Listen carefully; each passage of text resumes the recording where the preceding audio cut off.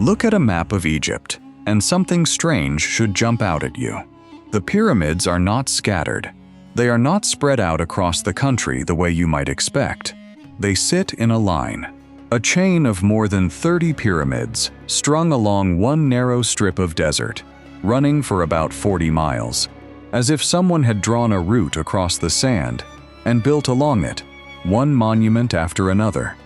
And that strip is one of the most hostile places imaginable to build anything. Dry, empty, cut off. Roughly a kilometer from the water. A place where you would have to drag millions of stone blocks, some weighing more than a small car, some weighing as much as 80 tons, across open desert, by hand. So here is the question nobody could ever answer cleanly. Of all the ground in Egypt, why there? Why build the greatest monuments in human history in the one place that makes the job hardest? In 2024, a team of scientists pointed a satellite at that strip of desert, a satellite that can see through sand. And what came back on the screen changed the shape of the entire question. There was a river there, not a stream, not a canal, a branch of the Nile itself, roughly 64 kilometers long, in places hundreds of meters wide, running right along the foot of the desert plateau, right past the pyramids, right past Giza. It is not there today. There is no water on that strip now. There has not been for thousands of years. The river dried, and the sand came, and the farmland crept over the top of it, and it vanished so completely that for centuries nobody knew for certain it had ever existed. And that single fact turns the whole mystery inside out. Because if that river was flowing when the pyramids went up, then the builders were not hauling stone across an empty desert at all. They were unloading it at a dock. Let's go back to the beginning and follow how they found it. Start with the problem, because you have to feel it before the answer means anything. The Great Pyramid of Giza is built from roughly 2.3 million stone blocks. Most weigh a couple of tons each. The local limestone came from a quarry right there on the plateau. That part was never the mystery. The mystery is everything else. The fine white limestone that once cased the pyramid, so smooth it is said to have gleamed like a mirror in the sun, came from Tura, on the other side of the river. And the granite, the enormous beams sitting deep inside the structure, the ones weighing up to 80 tons apiece, came from Aswan. Aswan is more than 900 kilometers to the south. That is further than the length of England. So picture the operation. You need to bring an 80-ton block of granite, roughly 900 kilometers north, and then get it up onto a desert plateau, and then lift it dozens of meters into the air and set it in place with such care that it is still sitting exactly where they put it 4,500 years later. Everyone always agreed on the first part of that journey: boats. The Nile was the highway of the ancient world, and the Egyptians were superb river people. Float the granite north on barges, fine. But then what? Because the Nile today runs several kilometers away from Giza, so the standard picture had these blocks being unloaded at the riverbank and then dragged the rest of the way across open ground. Which is possible. People have tested it, and with enough men, and enough rope, and enough time, you can drag heavy stone across sand. But the sheer volume never quite added up. Not 2.3 million times. Not for 31 pyramids. Not for 1,000 years of continuous building along that same dead strip of desert. Something in the picture was missing, and archaeologists had suspected for a long time what it might be. The suspicion was simple, and it had been floating around for decades. What if the river used to be closer? It is not a wild idea. Rivers move. The Nile today is a single channel through this stretch of Egypt, but that is not how it always was. In ancient times, the Nile carried far more water, and it split, braiding out into several branches across the floodplain, wandering, shifting, drying, and reforming over thousands of years. In the delta alone, there were once 7 branches emptying into the sea.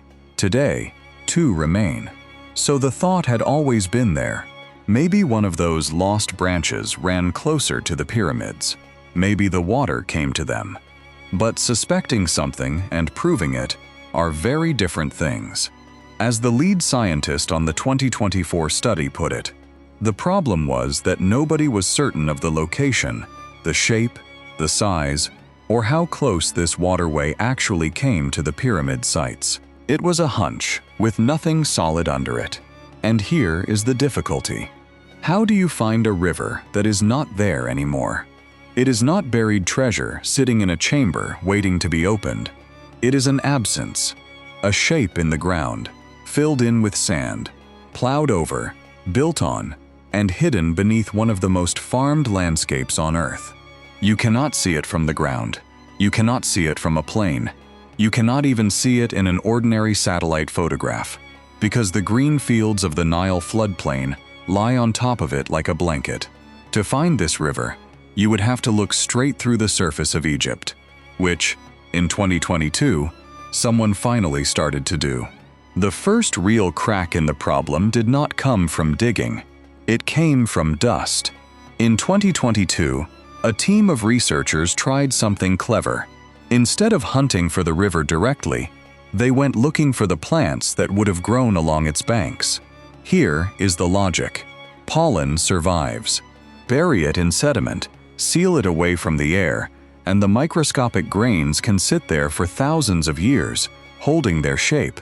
And different plants tell you different things. Grasses and reeds, and the kind of vegetation that clusters at the edge of water, leave a very particular signature. If you can pull a core of sediment out of the ground and read the pollen in it layer by layer, you are not just looking at dirt. You are reading a diary of what grew there and when. So they drilled into the floodplain east of the Giza Plateau and pulled up cores of earth, and they read the pollen going back 8,000 years. And the plants told them there had been water. The team identified a lost watercourse near Giza. They called it the Khufu branch, after the pharaoh who built the Great Pyramid. And the pollen said something even more specific. It said that during the reigns of Khufu, Khafre, and Menkaure, the three pharaohs whose pyramids stand on that plateau, the branch was running high, not a trickle, not a dying remnant. A working waterway, at a healthy level, precisely when the pyramids were going up. Then, as the centuries passed, the pollen record shows the water fading, the climate dried, the vegetation changed, and by the end of the dynastic period, the levels were at their lowest. It was a real result, published in one of the world's most rigorous journals, but it was a keyhole view, one small area, near Giza, seen through a straw. The bigger question was still standing there. Was this a local pond near one plateau, or was it a piece of something much, much larger? Answering that would take a machine in orbit. In 2024, a team led by the scientist Iman Ghonaim at the University of North Carolina, Wilmington, went after the whole thing. Their main instrument was radar satellite imagery, and it is worth one moment to understand why that matters, because it is the reason this discovery was even possible. An ordinary camera in space sees light bouncing off the surface. Sand on top means sand is all you get. Radar is different. It sends a pulse down and reads what comes back, and that pulse can push through dry sand and return an image of what is underneath. As Ghonaim described it, radar gave them the unique ability to penetrate the sand surface and produce images of hidden features, buried rivers, buried structures, things that are simply invisible to the eye. So they looked, and in the radar data, running along the foothills of the western desert plateau, a shape began to emerge. A long, continuous channel, faint, filled in, silted over, but unmistakably the track of a river, sitting between roughly 2.5 and 10 kilometers west of where the modern Nile flows today. But a shape on a screen is not proof, it is a lead. So they did the hard part. They went to the ground and ran geophysical surveys along the line the radar had drawn, and then they drilled. deep soil cores, straight down into the floodplain, one of them 20 meters deep, pulling up the layers of earth to see what the ground itself would say. And the ground said river. The cores came back full of river sediment, sandy layers, gravel, freshwater deposits, the specific fingerprint of water that once ran and then stopped. In one place, the buried channel measured at least 25 meters deep, and its shape was symmetrical, the way a real river channel is, filled in with sand that was different from the earth surrounding it. 3 separate methods: radar from orbit, geophysics on the surface, and cores of dirt pulled from 20 meters down, all 3 pointing at the same thing in the same place. They named it the Ahramat Branch. In Arabic, Ahramat means pyramids. Now here are the numbers, and this is where the discovery stops being interesting and starts being extraordinary. The Ahramat Branch runs for about 64 kilometers, 40 miles, and it was not a modest channel. Its width measured between 200 and 700 meters, which is comparable to the modern Nile running alongside it today. This was not a stream. This was a serious arm of the river, and it ran past 31 pyramids. Sit with that for a second. Not one, not the famous 3, 31. The entire chain, from Giza in the north down to Lisht in the south. All of them built over a span of roughly 1,000 years, starting about 4,700 years ago. Suddenly, the map makes sense. That inhospitable strip of desert, the one that never had a good explanation. It was not inhospitable. It was riverfront. The pyramids are not lined up along a random line in the sand. They are lined up along a bank.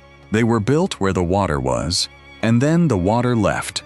And we have been staring at the wrong landscape ever since. And it gets more specific. Khufu's pyramid, the Great Pyramid, the largest in Egypt, appears to connect directly to the course of the Ahramat Branch. Nearby, the causeways of Khafre, Menkaure, and Kentkaus all lead down to a smaller arm off the main branch, a lagoon-like inlet the researchers named the Giza Inlet. Which brings us to the detail that, for me, is the most satisfying thing in this entire story. For as long as anyone has studied these pyramids, there has been an odd feature nobody could fully explain: the causeways. Every one of these great pyramid complexes has a raised ceremonial walkway running away from it. A long, straight, built-up path leading down off the plateau. And at the far end of each causeway sits a building. Archaeologists call them valley temples. They have always been slightly puzzling. Grand structures at the bottom of a ramp, sitting in the middle of nothing in particular, at the edge of empty ground. Why put them there? Why does the walkway stop at that exact spot? Now overlay the Ahramat Branch on the map, and the answer arrives quietly and completely. The causeways end at the river. The valley temples sit exactly where the ancient waterline was. They were not buildings marooned at the edge of a desert. They were harbors. Picture the whole system working. A barge floats north from Aswan carrying granite. It turns into the Ahramat Branch. It comes up the inlet, right to the foot of the Giza Plateau, and it docks at a temple built to receive it. The stone comes off the boat, and it goes straight up the causeway, and the causeway delivers it to the construction site. The pyramids came with a port. They came with a road from the port to the door, and it was all sitting there, in plain sight, for the entire history of Egyptology. A set of walkways that seemed to lead nowhere, because the thing they led to had dried up and blown away. The Egyptians did not haul those stones across a hostile desert. They floated them to the doorstep. So what happened to it? The honest answer is that we are not completely certain, but the evidence points to something that should feel uncomfortably familiar. The climate changed. Around 4,200 years ago, this part of the world went through a major drought. The Sahara pushed east. The rains that fed the system weakened. The great river that had split itself into branches across the floodplain began pulling back into fewer, smaller channels. And the Ahramat Branch, sitting out on the western edge, furthest from the main flow, was the one that lost. As the water dropped, the sand moved in. The channel silted, the bed filled, and the branch that had carried the stones of the pyramids simply choked and disappeared. You can see the process written into the archaeology. The researchers noticed that the pyramids of one dynasty sit on a particular inlet, and that the pyramids of the next dynasty do not, because by then, the water level had dropped too low to reach it. The builders followed the water as it retreated. The pyramids are, in a strange way, a record of a river dying. And then, the floodplain did what floodplains do.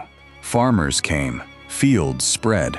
Silt and cultivation covered the old channel until it was invisible from the ground, invisible from the air, invisible even from an ordinary satellite. A river the width of the Nile, gone so thoroughly that we had to invent a way to see through the earth to find it again. So step back and look at what has actually happened here. For centuries, the pyramids sat at the center of one of the great arguments about the ancient world. How did they do it? And into the gap in that argument, all sorts of ideas rushed in. That the Egyptians must have had some lost technology, or some vanished knowledge, or help from somewhere else entirely. Because look at the desert, look at the weight, look at the distance. It seems impossible. But the impossibility was partly our own doing. We were looking at the wrong landscape.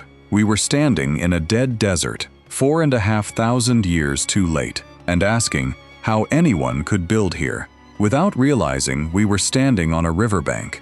Now, let's be careful and fair, because this is where honesty matters most. This discovery does not answer everything. It does not tell us how an 80-ton granite beam was raised dozens of meters into the air and set in place.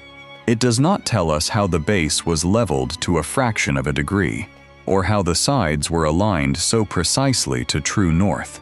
Those questions are still open, and anyone who tells you the pyramids are now fully explained is going too far. And notice what it does not change either. It does not make the pyramids older. It does not rewrite the dates. Khufu still built his pyramid around 4,500 years ago, exactly as the record always said. What it changes is the picture. It doesn't make the pyramids older, it makes them make sense. And there is something else in this story worth carrying with you. Look at how they found it. Not with a shovel, but with a satellite reading radar through sand, and pollen grains read like a diary, and cores of dirt pulled from 20 meters beneath a farmer's field.